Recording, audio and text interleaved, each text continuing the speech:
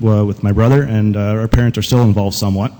We're currently transitioning our owned acres to no-till, minimum till, incorporating cover crops everywhere where we can, and we're also working with several customers as well that want to transition. We have the typical crop rotation. We're starting with corn, following with beans and wheat. After the wheat's off, we no-till in this 5-way mix, which we came up with a couple years ago. Nothing that's really too special about it. It usually comes in costing us around $20 to $25 an acre. From there, we will fall strip till and plant directly into the strips in the spring. We've been using this Kuhn Gladiator strip tiller. For the first couple of years, we started with just some John Deere SF1 and SF2 signal guidance, but it was not accurate enough.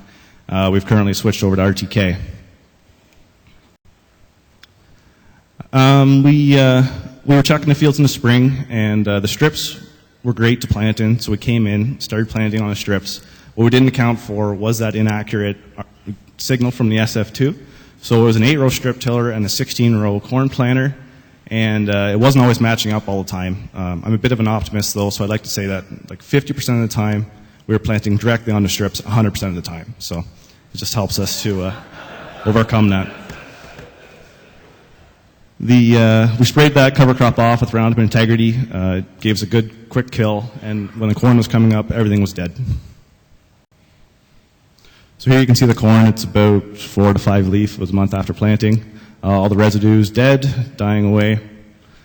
Give you an idea of the fertilizer we applied there. That's something we're going to start playing with and reducing our rates just to see how much the cover crops are actually bringing to the table. But final yield of 160 bushels, which we were happy enough with. I believe we were above average for our area still. But due to the sporadic rainfalls, it was really hard to compare. We don't have a whole lot of check strips because we mostly screw up the data anytime that we get around to harvesting it. But I think it's a program we can work with in the future. We also experimented with planting green. So we broadcast annual ryegrass into corn in 2015. The corn was about V6, and we put in about 18 pounds an acre. And left it over winter and came back, planted beans May 19th, no-tilled them in there with this air seeder. It was such a warming, wholesome experience that we actually came back 3 weeks later and replanted the whole field.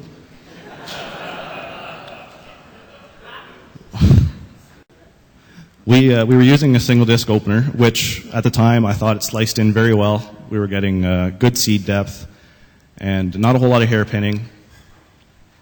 It has a rubber mount closing wheel in the back, and like I say, at the time I thought we had good trench closure as well. But what happened, got hot and dry. As the ryegrass died off, that trench opened right back up. All the seeds were left exposed, and we were left looking like fools. But we came in, replanted them 3 weeks later, and they were off the races. This just to give you a bit of an idea. All the ryegrass residue is gone, and there's just a little bit of corn stover there left. Took the beans off, had a final yield 59.5 bushels, which was above average. However, I still credit that to the fact that the beans were planted later, and when the rains finally did come, they were still flowering. The other ones had already shut down. So things we had learned, patience. If we could have waited a couple more days, I think we would have had better luck with our planting green, and also we were putting the corn into the strips, but where we got off the side of the strip, if the ground was a little bit drier there, we would have had better emergence. Proper planting equipment, having the right closing wheels on the drill setup would definitely help. Diversity is a big one, I think. We were going into straight ryegrass at high rates. I'd prefer to have several mixes in there now just to spread it around, not have such a big mass on the top of the surface and get more root growth instead. I'd like to say less is more. Cut your rates back so it doesn't have to look pretty from the road. We're looking for underground soil structure here. And ask for advice. There's so many people out there who love to give opinions and love to help people out, and Twitter is literally just a couple phone calls away or text messages away. Like, the information's out there. Thank you very much. Thanks, Rob. See, now, because I didn't know which presenter was next, I just waited to see who took the remote. So we've got Mike up now. All right, super. Well, thank you very much. I'm really honored to be here. I guess I just keep on going again? All right. From Group Stellag Group, that's me and my brother-in-law. I'll have to make it quick because I got lots of slides. We farm 2,500 acres. We started converting to cover crops maybe 2 years ago. Quick history, I'll make it quick. 2001 to 2005, we had conventional methods, experimenting no-till, but we have very heavy clay. Like we say, we always brag about our heavy clay. And we started no-till, didn't really work. A lot of dandelion problems, horsetail and things like that. So we started experimenting strip-till and really liked that. So it cuts the cost, keeps the yield. It rebuilds the soil organic matter. At the time, that's what we were looking for, soil organic matter. We didn't really think about the biodiversity of the soil. And we wanted to intensify our production. We had lots of variations in our fields, and we had lots of problems due to compaction, due to ponding. We got flat land, so what we had to do, if you look at those maps right here, we had lots of variations. You see at the time, 2006, we were starting to do some yield maps, and every time we got into a field, we always forgot to put the right field, so we always have first part, started harvesting and realized we didn't put the field in, so we had to, that's why we're missing the parts at the beginning. So you see that there's a lot of variations. We got lots of problems, compaction, and again, ponding. So we realized we're going to need a GPS leveling system and start working on biodiversity in our soils. So that's what we got. If you look at 2014, more we go, we got that yield distribution that's getting more evened out. So now we're ready to go towards a more intensified, and we're always thinking here at the time, chemically, we wanted to be more intensified, doing more foliars, doing more micros and things like that, getting high yields. And with that, to continue our history, 2012 to 2014, we bought a soil warrior, strip till. And we want to go all the way down, although all our fields, 90% were under strip till with the GPS leveling. And that brought us into evaluating our cost of production. That's been evaluating more than just what we put in, the inputs and everything. It's the return on investment on your machines, your efficiency in the field and everything. We had all that under an Excel file, and we realized that we could compare that with organic, and that's where we considered doing some strip till, organic strip till. And everybody told us in the organic world that we were dreaming. They were telling us, if you want to do that, you got to consider cover crops. So we started looking and talking to guys doing cover crops, and that's how we got into the system. And that's where we really met interesting people. That's the beginning of the journey. And that, my friend, all that happened during the 15 years, that really tests your partners and your wife, because they're following you everywhere, and you're deciding, you change year after year, and sometimes they go crazy. So now, 2014 to present, we strip till or no till with cover crops, and we're considering using a direct seed mulch-based cropping system that is permanent cover. Back, right there, laser. That's our soil, and that's meter on the side. That's on the fence row between me and my neighbor. So you see that my fields are compacted. We got heavy clay, like I said, we got heavy clay, and that's a meter to the side. So I want to go back to that kind of soil. And the only way we could do that was through biodiversity, using cover crops. So we go to the rehab systems, where we level all our fields, we put in the cover crops, GPS leveling, we rectify fertility, add some poultry manure that we got access from one of our neighbors. He's got too much. We put the seed cover mix, the seed crops, try to do like many mixes, different mixes. We're experimenting a lot of stuff. And subsoil with the zone commander. The zone commander, if you don't know, it's like every 30 inches, so you build the zones. And what I like about the zone commander is that the year after, you can just direct seed right over it. It doesn't disturb the soil that much. You don't need to rework the soil in the spring. So again, that's one of my fields in the spring of 2015. I thought I had some nice organic matter. I thought I was doing everything right, but I still had some compacted soils. So there we were the year after we did that rehab. You see all those wormholes in life and change, like it's totally changed in 1 year. Then we went ahead and planted into that. And I thought I was on top of it all. I thought I was going to show my neighbors how it's done. And so I thought, I called my Pioneer dealer when we planted that day. We planted green, and the guy recommends me to do that, the guy who's helping me in transferring into the cover cropping system, to leave a check strip in all my fields that I do my cover crops. That way you can monitor year after year your improvements. So that check strip is right there. So we plant, and I send these pictures to my Pioneer dealer. He's a good friend of mine, and I'm saying, look at that, my friend, get ready. You're going to put a sign right on the side of the road. That's going to be the nicest field you're going to see in St. Mark. And he freaks out because that land used to be hard and compacted and crusted. It wasn't very nice. So there it goes, no rain. That's about beginning of May, beginning of June. So that's the check strip. I know it's dry, but still it's even germination, and that's in the cover crops. And I called my Pioneer dealer, and I said, we got a problem. You got to come over and see. He said, do we replant? And he hesitated 2 seconds before answering, and that I didn't like, because usually I really trust his judgment. And he said, we're going to dig first. So we took out some roots. And that's what we saw, that here the root system wasn't that developed compared to that one in the cover crops. So they didn't really work on the leaves, but they really worked hard on the roots. They went down, and they went to the moisture. That's maybe mid-June, and then I was freaking out. That's the check strip again. I always went back to my wife and said, man, Julie, we need rain. We definitely need rain. I should have done the opposite, put the cover crops in the check strip and keep the rest like bare soil. And I knew that my neighbors were laughing now, because they knew. See, that's July. You can still see the strip, the check right there, the difference between the check strip and the rest of the field.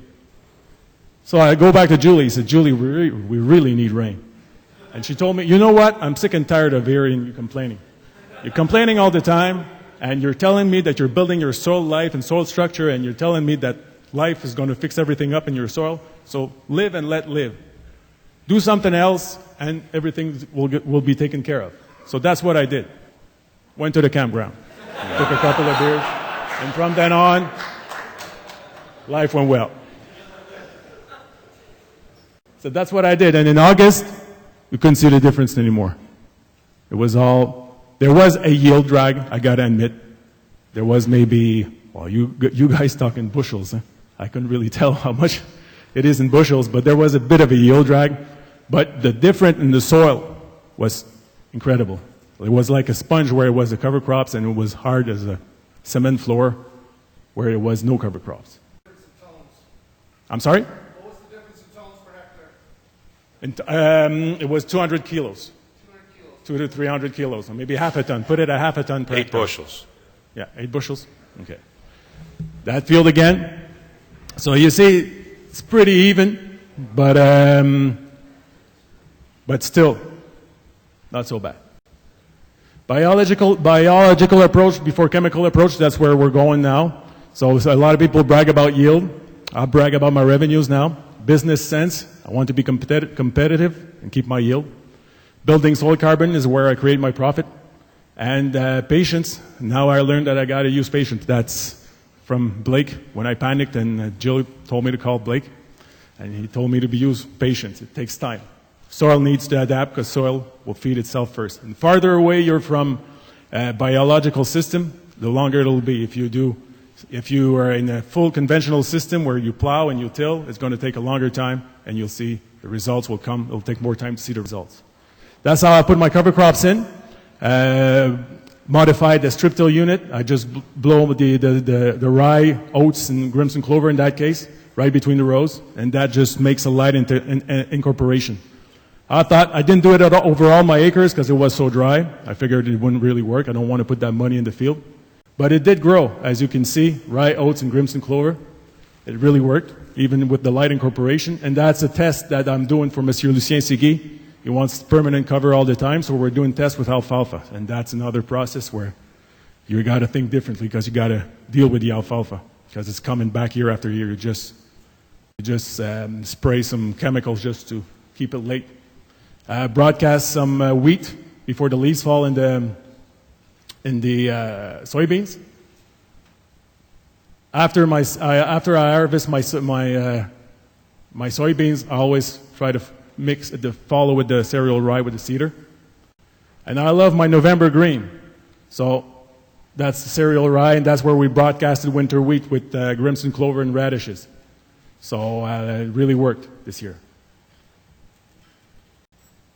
Conclusion, innovation and preservation don't come from above, but from us farmers in the front line of the food production system. That's not mine, that's Jonathan Lund.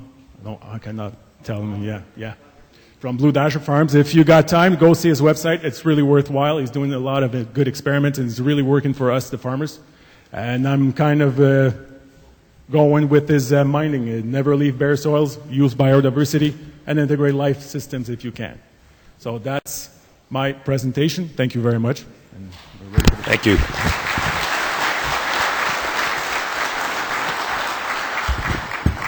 And now our last little mini presentation here from Larry.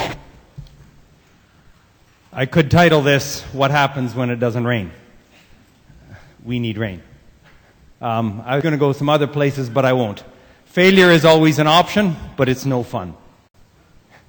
Public service announcement, if you have a Kinsey lift and turn planter, please inspect your transport frame before you head to the field. That's my planter. You don't go far when this happens. We planted our first multi-species experiments in 2015. I expected 3 of the mixes to die out over the winter, which when they didn't, we saw the spring green up and we thought, okay, this roller coaster has left the station and we're on it for the ride. Good, bad, and different. It didn't really scare me. I thought, okay, let's see what happens. So you can see what we're planting into. It's mostly legumes. May 19. I sprayed afterwards, so this is after planting. You can see it there. And then it didn't rain. We got kill, we got germination, but we did make some mistakes. The first mistake, and possibly the biggest one, was that we were dropping 28% with a single disc coulter 4 inches to the side of the row. And so the fertilizer coulter pushed one way, the seed opener pushed back, and we tore a 4-inch slab of sod free from one end of the field to the other beside every row. I didn't think that was a problem until it didn't rain. I don't know if you can see that really well, but if you notice the date, that's August 5. Now, this is with almost no rain. The other thing you can't really see, and Ann Verhollen was out taking stand counts, we did get germination, but it stopped. It came up this far, and then it stopped. So that slab of loose soil just aided the dry out. The second mistake we made was in closing. We were depending entirely on our 2 cast closing wheels, and they did pinch the soil shut. But then with this 4-inch slab and the root mass and everything contracted, we had no loose soil surrounding the seed, and we had challenges, with the closure. The third mistake we made was depending entirely as that one. It did come, but it didn't come great. We did harvest. Crop insurance said I could have taken it out September 1st. I said, I'm too stubborn, I want to see what happens. I've watched this scum stuff all summer, and I want to see what happens. If we'd have had a frost Thanksgiving weekend, we'd have been done. We didn't get a killing frost until November 11, and so the corn did make it. So, changes for this year. We changed planters. The biggest reason we went to case, and I know there's been talk about the crimp rollers, because we planted into the legumes, and because the legumes stayed standing between the row, which presented a challenge when I went to kill it, because I had to carry my booms high, and I'm surrounded in many places by grapes and greenhouses. So drift and all of that stuff is a huge concern. So I want to lay the cover crop down when we plant. So we bought a case lift and turn, and it was the simplest one to put the crimp rollers under. It's not a new planter, but it's new to us. The other change we made was in the closing. We played with this system a little bit in September in the cover crops of this year, and so that's a straight finger disc. I did try some Martin spading wheels on the back of my Kinsey planter in the springtime, but in the vetch and clover, especially where it was tall, they just tangled and dragged. So this system here that we played with, those finger wheels are down in the dirt and they're pulling soil loose and then wanting the big wheel to firm it. We've also taken the UAN drop off the front of the planter, moved it to the back, and are dribbling it on the top there. We did plant cover crops again, so in spite of our disaster, we're trying again next year. We do a lot of work with the Canadian Food Grains Bank, and they phoned me in June and asked if I would sponsor a field day. I said there's not much to see due to the drought. And then I said, but maybe this is a really good year to bring people down. They wanted to bring an urban group out of Toronto. I said, because it doesn't matter where we farm, weather impacts us. But the difference with farming in Canada versus the developing world is we have safety nets. We have crop insurance, we have health care, we have bank accounts, we have access to fair credit, we have grocery stores, and the list goes on. The people that we're trying to help in the developing world don't have any of these. And so we did host a field day, and this is September 9. You can't really see the variability in the corn, but if you can look at these cobs, the 3 cobs, the one right against my thumb is fully developed and dented. This one here, the bigger one at my fingertip, is ready to start denting, and the one in the middle is just barely pollinated. But we did harvest. Not very bountiful harvest, but we did harvest November 21.